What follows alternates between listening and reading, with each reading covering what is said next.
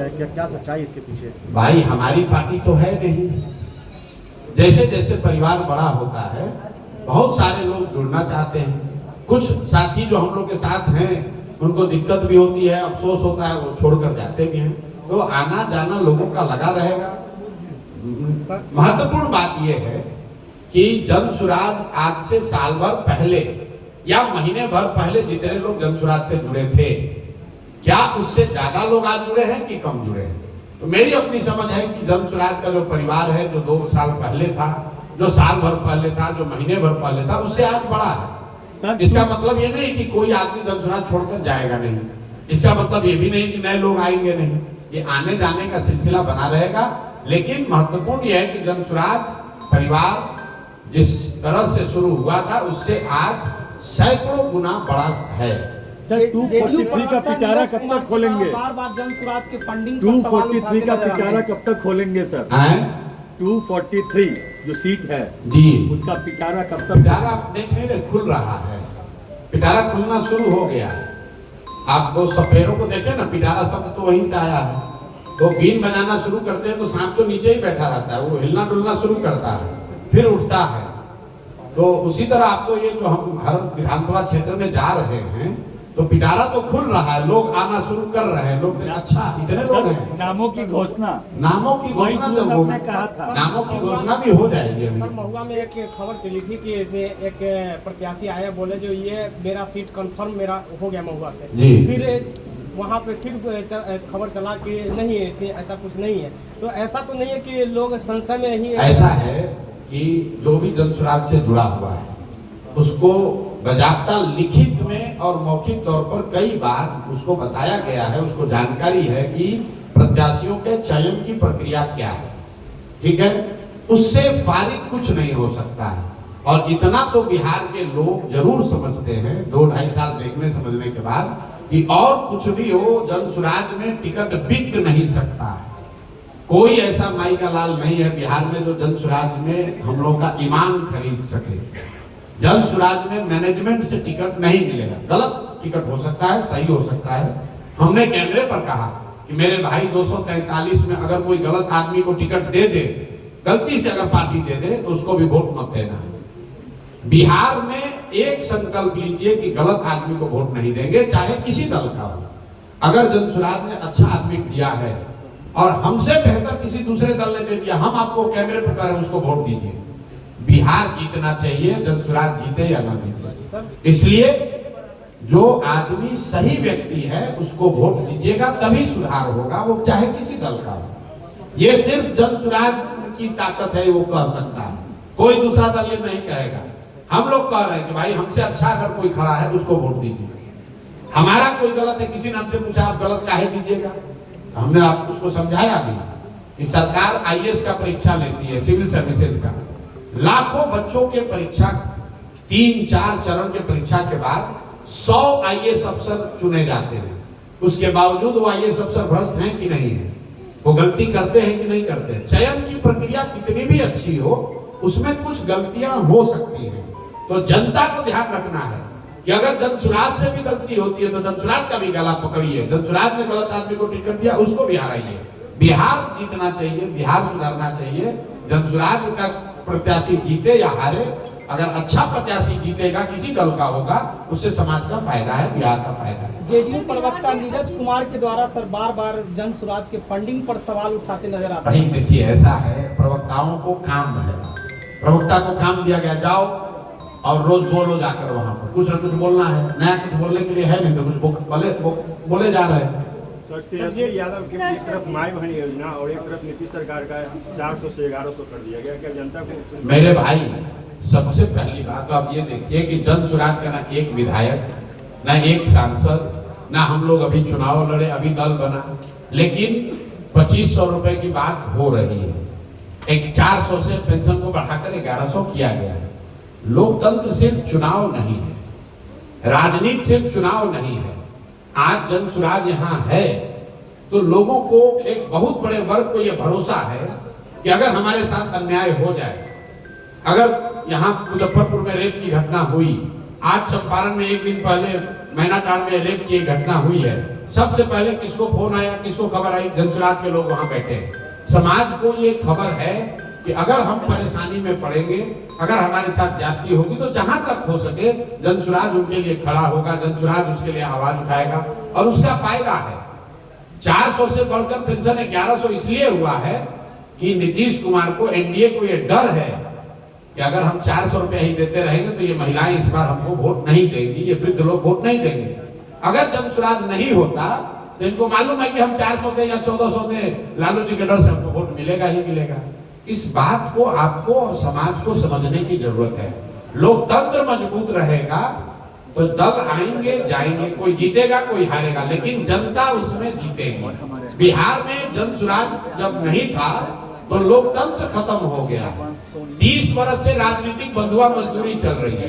लालू का डर दिखाओ, भाजपा नीतीश वोट पाओ, अब भाजपा का वोट दिखाओ, लालू वोट पाओ, यही योजना चल रही है। उस योजना को जनसुराज ने डिसाइसिव तरीके से तोड़ा है कि अब खाली लालू का डर दिखाकर आप वोट नहीं ले सकते हैं।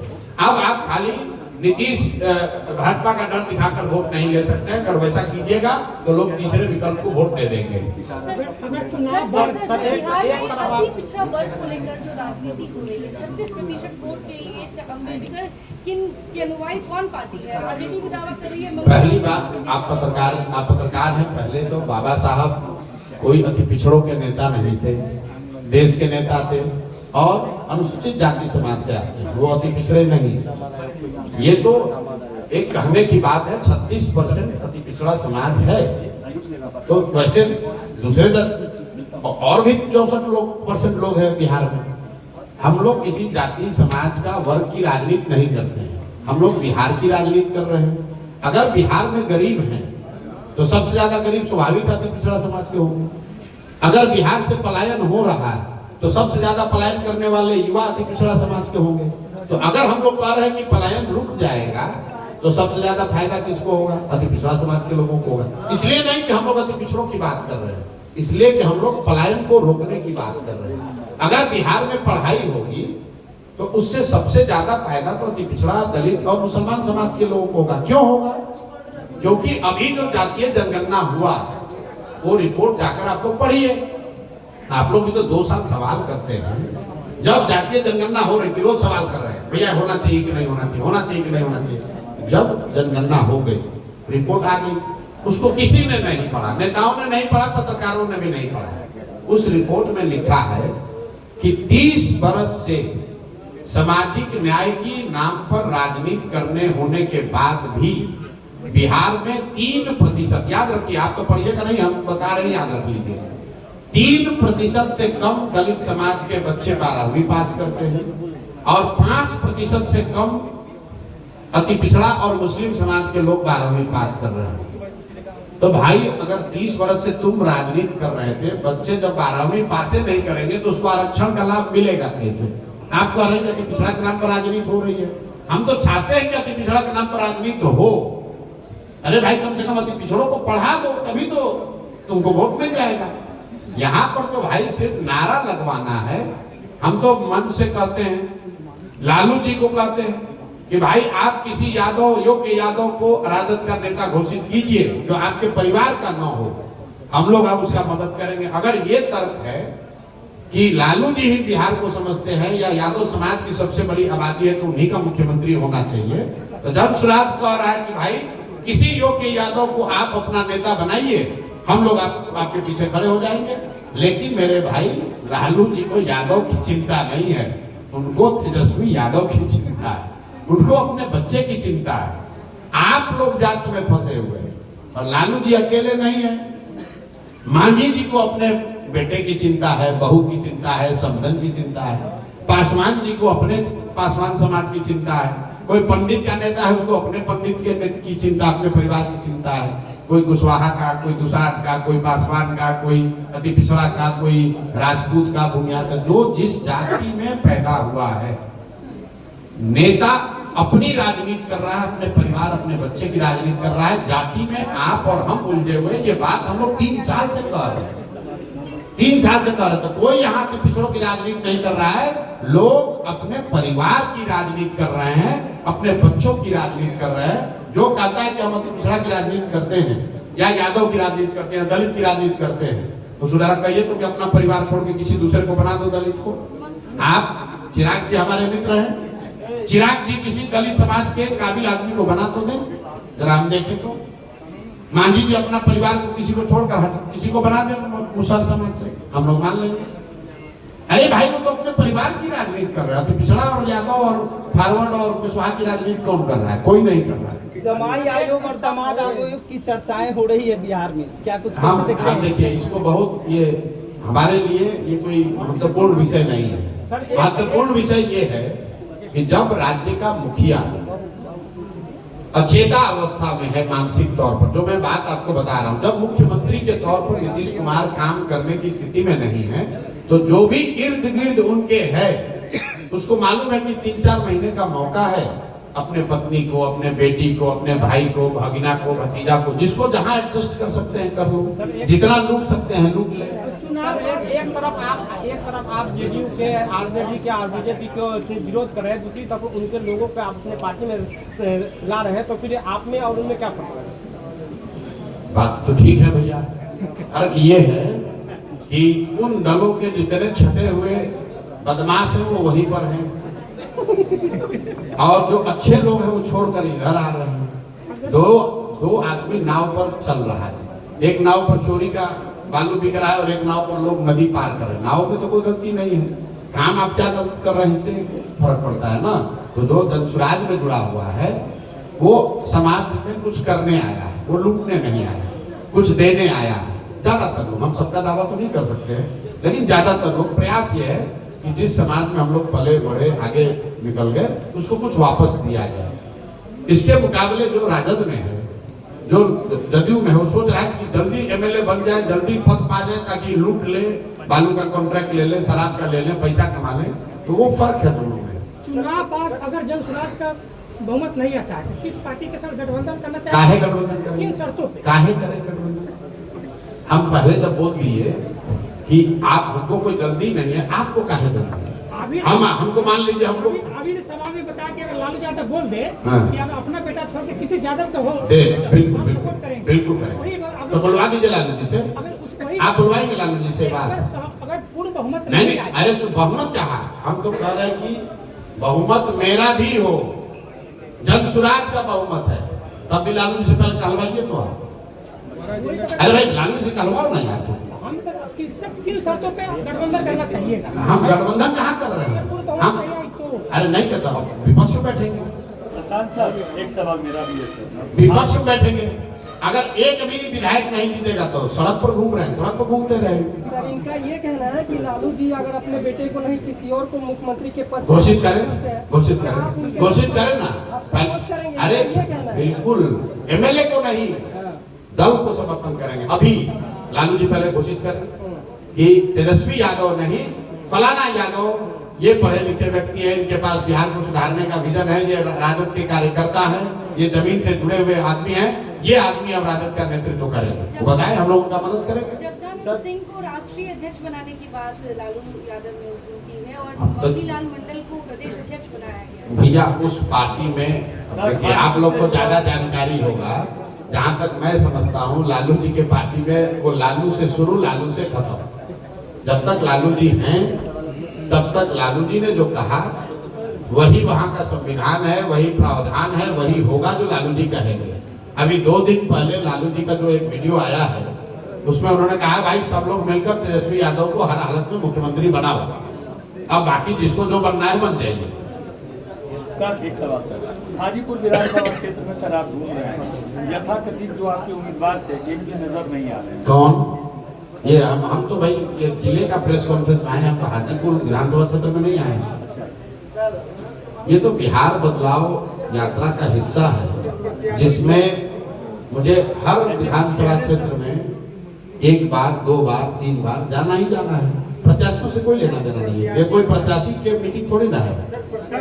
पहले क्लियर होंगे ताकि जनता को समझ में। बिल्कुल पता, बिल्कुल। अभी मेरे भाई आपको, आप देखिए, आपको ऑलरेडी समझ है। इन्होंने सवाल क्या पूछा कि जो प्रत्याशी हो, संभावित प्रत्याशी थे वो नहीं दिख रहे, मतलब आप जानते हैं कौन संभावित प्रत्याशी है, समाज भी जान रहा है कौन संभावित प्रत्याशी है। ये व्यवस्था जन सुराज में है, क्योंकि इसमें टेबल के अंदर पैसा लेके प्रत्याशी नहीं बनते हैं। जिसको भी प्रत्याशी बनना है, बनने की चाहत है, उसके पास ये विकल्प है, वो जाता है, अपना फोटो बैनर पोस्टर लगाता है। आप जैसे लोग भी उस पर टीका टिप्पणी करते हैं, समाज भी टीका टिप्पणी करता है। दल उसका आकलन करेगा कि भाई जितने संभावित प्रत्याशी हैं, जिन्होंने जन सुराज के विचार को, प्रयास को घर घर पहुंचाने में कंधा लगाया, उनमें जनता या समाज किसको पसंद कर रहा है। जिसको पसंद करेगा वो बन जाएगा प्रत्याशी। सर आप तो हमारे पत्रकार बंधुओं को भी खींच ले रहे हैं, लोग पत्रकारिता कैसे करेंगे? और कहाँ खींचे? आप भी तो बिहार के समाज के नहीं भाई, बिहार के आप भी शेर को आप खींच लेते, आप पत्रकार हैं तो आप बिहार के समाज के युवा भी हैं, आप बिहार के समाज के से जुड़े भी हैं, यहाँ के युवा भी हैं। यहाँ पढ़ाई नहीं है तो आपके बच्चे के लिए भी पढ़ाई नहीं है, अगर पलायन है तो आपके बच्चे के लिए भी पलायन है। तो पत्रकारिता के साथ साथ बिहार और बिहार की चिंता तो बनी रहनी चाहिए ना। सर बिहार में जातीय समीकरण मायने रखते हैं। चलिए इस सवाल का जवाब इसी हाजीपुर में 70 बार दे चुके हैं जी। किसकी सक्रियता नहीं दिख रही है? आरसीपी जी का। आरसीपी साहब देखिए, दल का जो विलय है वो एक प्रक्रिया है, उसमें उनके मान लीजिए 1000 पदाधिकारी हैं, तो 1000 पदाधिकारियों का समायोजन उनकी योग्यता, उनकी पृष्ठभूमि के हिसाब से जन सुराज में किया जा रहा है और उसका एक डेडलाइन है कि इस महीने तक उसको कर लिया जाएगा। आरसीपी साहब की जो व्यक्तिगत सक्रियता की बात है, वो अभी थोड़ा उनको एक मोच आ गया था, जिसकी वजह से 4-5 दिन वो बाहर नहीं निकल रहे थे, लेकिन हर दिन सक्रिय हम लोग से मिलते हैं, बात होती है। सर प्रशांत जी, एनडीटीवी का एक सवाल है। अभी आप पक्ष में भी नहीं है, विपक्ष में भी नहीं है। बिहार के लिए 2 युवा नेता हैं, तेजस्वी यादव और चिराग पासवान, दोनों में से किसको अच्छा मानते हैं? जिसको जनता चुन ले वही अच्छा